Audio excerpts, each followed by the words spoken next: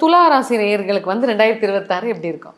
துலா ராசிக்காரங்க வந்து அவங்க எப்பவுமே நியாயமாக தான் இருப்பாங்க மேடம். அது வந்து சொல்லவே வேணாம். எப்பவுமே நியாயமாக தான் இருப்பாங்க.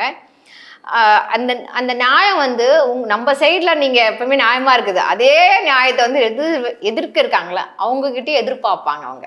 அதான் பிரச்சனையே. ஸோ அதை மட்டும் வந்து நம்ம நியாயமாக இருக்கு. நீங்கள் துலாம் ராசிக்காரங்க நியாயமாக தான் இருப்பீங்க. அதே மாதிரி வந்து நீங்கள் வந்து கொஞ்சம் பொறுமையாக இருங்க. எதிர்க்கிறவங்க வந்து 100% வந்து இதான் எதிர்க்கிறங்கன்னா நீங்கள் எதிர்பார்க்குற ஆள் வந்து 100% இருக்க மாட்டாங்க. அதை தாங்கிக்கிற மனபலம் உங்களுக்கு வேணும். துலா ராசிக்காரங்க வந்து எந்த வேலையும் வந்து ஒரு பேலன்ஸில் தான் செய்வாங்க. ஒரு பேலன்ஸ் தான் செய்வாங்க. எடுத்தோன்னா ரொம்ப லோவாக போக மாட்டாங்க, ரொம்ப ஹைலியும் போக மாட்டாங்க. அவங்க ஒரு மீடியமாக அந்த ரேஞ்சில் தான் இருப்பாங்க. இப்போ ஒரு வீடு வாங்குறாங்கன்னா ரொம்ப சின்ன வீடாகவும் பார்க்க மாட்டாங்க, ரொம்ப பங்களா டைப்பாக வாங்கினாங்க. ஒரு மீடியமாக என்னையுமே நிரந்தரமாக இருக்கிற மாதிரி தான் அவங்க திங்க் பண்ணுவாங்க. யார் மனசுமே வந்து அவங்க கஷ்டப்படுத்த மாட்டாங்க. துலாம் ராசிக்காரங்க நியாயமாக நடந்துப்பாங்க. ஸோ இவங்க வந்து வழிபட பகவான் பார்த்தீங்கன்னா சுக்கிரன் பகவான் வழிபாட்டு ரொம்ப ரொம்ப நல்லது. சுக்கிரன் வந்து நீங்கள் பிள்ளையார் கோயிலில் வந்து சுக்கிரன் பகவான் அந்த மாதிரி ஒரு பூஜை பண்ணலாம். சுக்கிரன் ஸ்வீட் செஞ்சு கொண்டு போங்க. துலாம் ராசிக்காரங்க வந்து சக்கரை பொங்கல் வந்து சுக்கிரன் பகவான் நெய்வேத்தியம் பண்ணால் ரொம்ப நல்லது.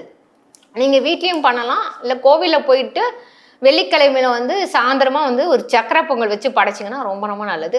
சின்ன பசங்களுக்கு வந்து கற்கண்டு கொடுங்க. ஸோ அந்த கற்கண்டு இருந்தது ஒயிட் கலரு, அது வந்து சுக்கிரனுக்கு வந்து ஸ்வீட்டுன்னா ரொம்ப பிடிக்கும். ஸோ நீங்கள் கற்கண்டு நிறைய கொடுங்க சின்ன பிள்ளைங்களுக்கு. நீங்கள் என்ன ஆசைப்படுறீங்களோ அந்த சுக்கிர பகவான் நீங்கள் ப்ரே பண்ணிங்கன்னா கட்டாயம் வந்து உங்களுக்கு அவர் கொடுத்துருவார். துலாம் ராசிக்காரங்க வந்து லைஃப்பில் வந்து அதாவது கிராஜுவல் இம்ப்ரூவ்மெண்ட் சொல்லலாம். எடுத்தோன்னே அப்படியே எல்லாமே கிடச்சிடும் இல்லை, கிராஜுவலாக இம்ப்ரூவ் ஆகிட்டே தான் போவாங்க. நீங்கள் வேணால் யோசிச்சு பாருங்கள், ஒரு 5 years முன்னாடி எப்படி இருந்தீங்க, இப்போ எப்படி இருக்கீங்க பாருங்கள். ஒரு கிராஜுவலாக ஒரு இம்ப்ரூவ்மெண்ட் இருக்கிறது தான் துலா ராசிக்காரன். ஏன்னா அவங்க நேர்மையாக இருக்கனால யாரோட பணத்தையும் வந்து டக்குலாம் வாங்க மாட்டாங்க, அபகரிக்க மாட்டாங்க. அவங்களுக்கானது தான் நேர்மையாக தான் அவங்க உழைப்பாங்க, சம்பாதிப்பாங்க, அதில் சேர்த்து வச்சு அதில் முன்னேறது தான் நம்ம துலாம் ராசிக்காரங்க. ஸோ அந்த கிராஜுவல் இம்ப்ரூவ்மெண்ட்டாக இருக்கும். அவங்க எப்பயுமே வந்து ஒரு நல்ல ஒரு ரிலேஷனில் இருப்பாங்க. எல்லாம் வந்து எல்லாருக்கூடையும் நல்லா அன்பாக பேசுவாங்க.